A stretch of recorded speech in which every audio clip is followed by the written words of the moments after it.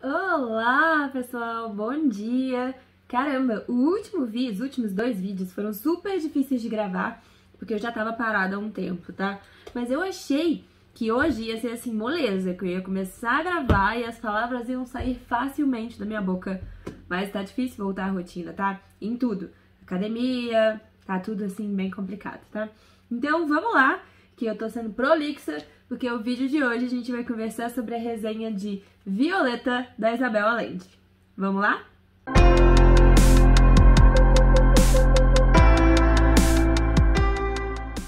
Isabel Allende é uma escritora chilena norte-americana que nasceu em Lima, no Peru. Sim, ela tem a nacionalidade chilena e norte-americana, mas nasceu aí em Lima, no Peru. Ela nasceu em 1942, está fazendo aí os 80 aninhos dela. E o mais interessante é que ela possui aí uma história de mais de 40 anos de escritora. E esse vídeo Violeta veio para fechar, né, essa trajetória dela aí de 40 anos. E o primeiro livro lançado dela é um super famoso aí, que é o A Casa dos Espíritos, que eu comecei a ler e não terminei, tá? Vocês vão ver que esse livro aqui vai contar a história de Violeta Del Valle, que faz parte da família Del Valle, que surgiu lá no livro A Casa dos Espíritos, tá? Então tem uma ligação, porém não dá spoiler do livro anterior. A gente sabe, inclusive, que a Violeta, no início do livro, mora no casarão dos Del Valle, que aparece lá no outro livro também, tá? Então, pega essa dica aqui, se você gostou de A Casa dos Espíritos, com certeza você vai gostar desse livro também da Isabel Allende, que é o mais recente dela, Violeta. Bom, e só pra falar mais um pouquinho da autora, Isabel Allende recebeu já aí mais de 14 títulos honoríficos, por ser uma escritora incrível que ela é, tá? E em 2014 ela recebeu do Obama a Medalha Presidencial da Liberdade aí, com honras pelos livros e pela importância dela lá nos Estados Unidos. Lembrando também que a Isabel Allende é a autora de língua espanhola mais lida de todos os tempos. Para falar um pouquinho do enredo do livro, a gente tem que entender que aqui vai se passar a história de vida de 100 anos dessa personagem principal, que é a Violeta. Sim, 100 anos. Por quê? Ela nasceu aí durante a gripe espanhola, no ano de 1920, e morreu aí em 2020 durante a pandemia de Covid. Ela nasceu numa pandemia e morreu no outra. Não é mera coincidência, tá? Então ela viveu 100 anos e a gente vai acompanhar aí desde o nascimento de Violeta até a sua morte. Ela é a primeira menina nascida numa família aí de 5 irmãos, porém o único irmão que a gente vai ter aparecendo mais nesse livro aqui é o seu irmão mais velho, o José Antônio. Por sua expertise e muito conhecimento, o pai da Violeta consegue passar ileso aí na gripe espanhola, né? Ele segue várias indicações de médicos, como isolamento social, lavar as mãos, e toda a família passa ilesa aí da gripe espanhola. Porém, logo depois acontece a crise de 1929, vem a Grande Depressão, e o pai da Violeta, apesar de ter tino pro negócio, usava aí caminhos muito escusos, né, para conseguir o seu dinheiro. Inclusive, ele vai usar esquema de pirâmide aqui no livro, né? Depois, para tentar se manter aí na crise de 29, porém, não tem jeito, eles entram em falência, inclusive eles acabam perdendo essa mansão aí Del Valle, porque ela estava hipotecada e eles não têm mais condição de pagar. Outra coisa interessante sobre esse livro é que a gente não sabe muito bem onde a história se passa.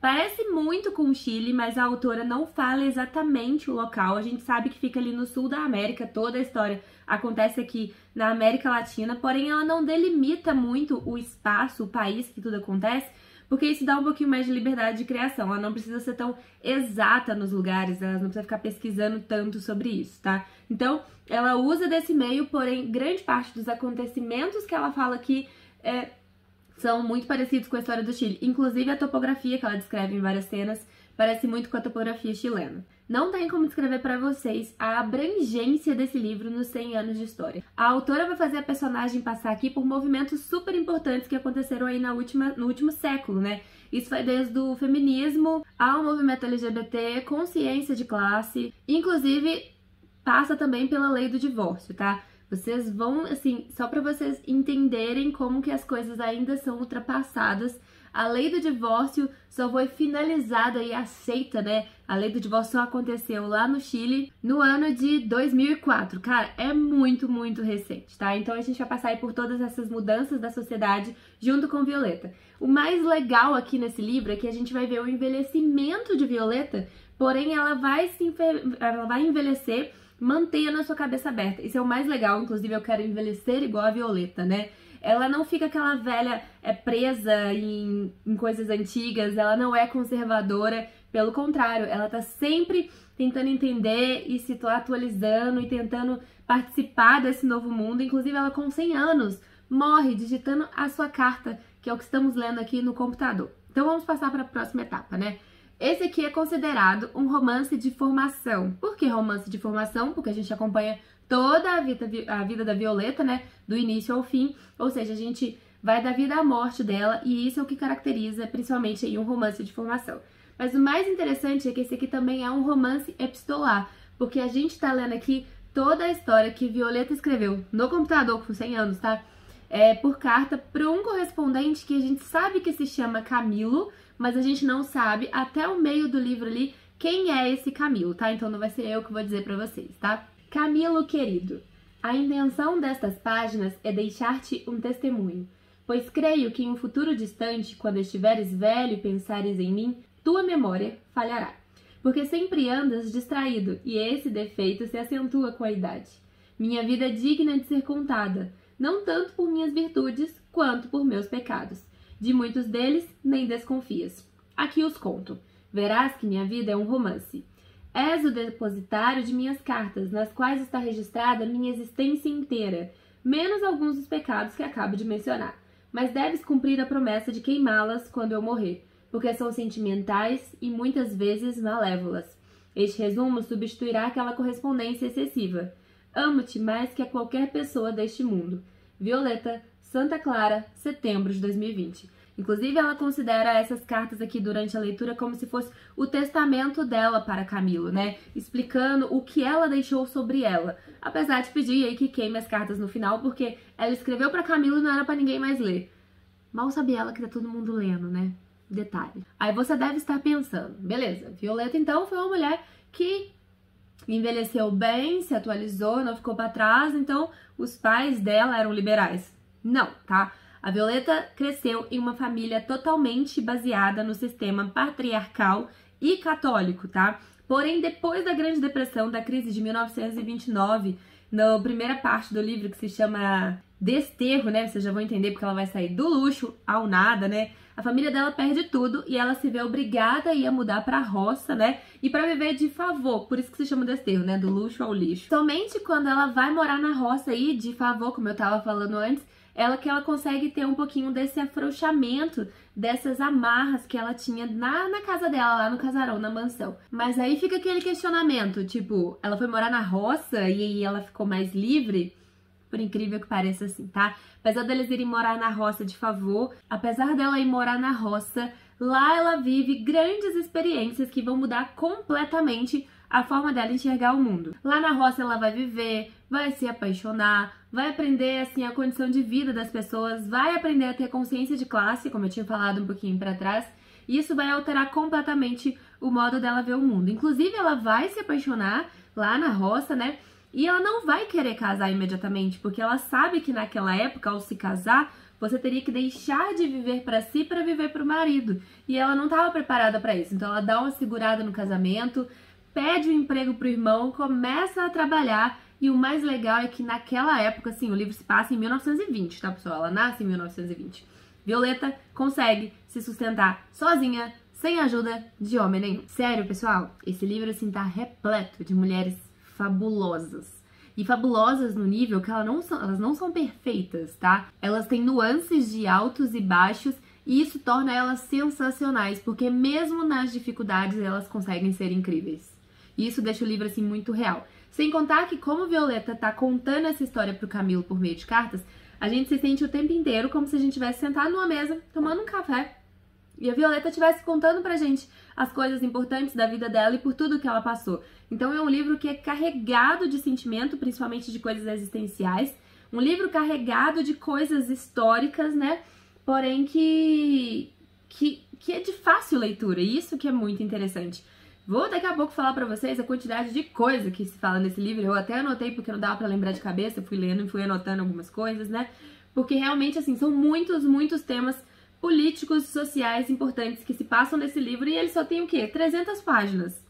Impressionante! Como eu havia falado antes, o livro é dividido em 4 partes. A primeira parte se chama Desterro, e eu queria falar com vocês sobre algumas personagens bem interessantes que existiam aqui, né? A Violeta, ela é praticamente criada pelas 2 tias dela, a tia Pilar e a tia Pia. A tia Pilar, então, é sensacional, é super doida e muito legal, tá? E a mãe da Violeta, na realidade, ela é uma pessoa extremamente desligada no mundo, ligada no seu próprio ego e totalmente desapegada da filha, tá? Elas não têm uma relação bem bacana, não. Porém, as pessoas que envolvem a Violeta durante a vida dela ocupam esse lugar de uma forma que ela, inclusive, se sente mimada na sua idade criança, né? Na sua juventude, justamente por causa da quantidade de amor que ela recebia, mesmo sendo ignorada pela mãe. Ela, inclusive, em uma época ficou tão mimada pelas tias e pelo pai, que o pai teve a ideia de chamar de outro país uma mulher para ser preceptora e corrigir a Violeta, né? E aí ela chamou a Miss Josephine Taylor, né? A Miss Taylor, que veio da França para cuidar da Violeta e mudou completamente a vida dela. E mudou num nível, assim, que é inexplicável, pessoal. Porque quando a família foi à bancarrota, assim, ficou sem nada, eles só conseguiram morar de favor em outro lugar por causa da Miss Taylor. Sem ela, eles estariam, assim, nem sem teto, até sem teto sobre a cabeça. Então, assim, a Miss Taylor é uma personagem muito interessante, tá? Que vale a pena acompanhar. Tem uma outra personagem muito interessante que se chama Nieves, né? Que, inclusive, a Isabel Allende disse que foi baseada na filha dela, né? Na Jennifer. E a própria Violeta, que também foi baseada na mãe da Isabel Allende, que tinha falecido aí 1 ano antes, e ela acabou criando essa personagem para se parecer com a mãe dela.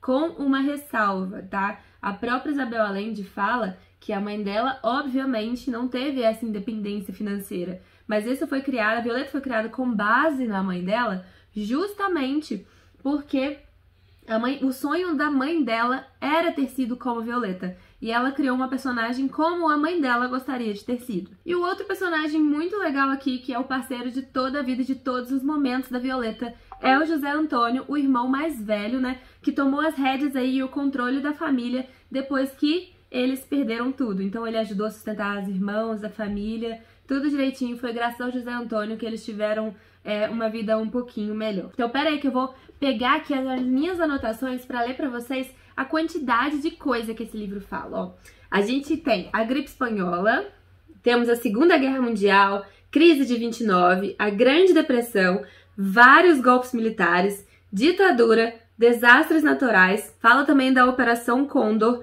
a queda do Muro de Berlim, o movimento hippie, o retorno da democracia, o verão do amor, o surgimento da internet, dos celulares, até chegar no Covid. Então, assim, olha quanta coisa esse livro consegue falar em 300 páginas, tá?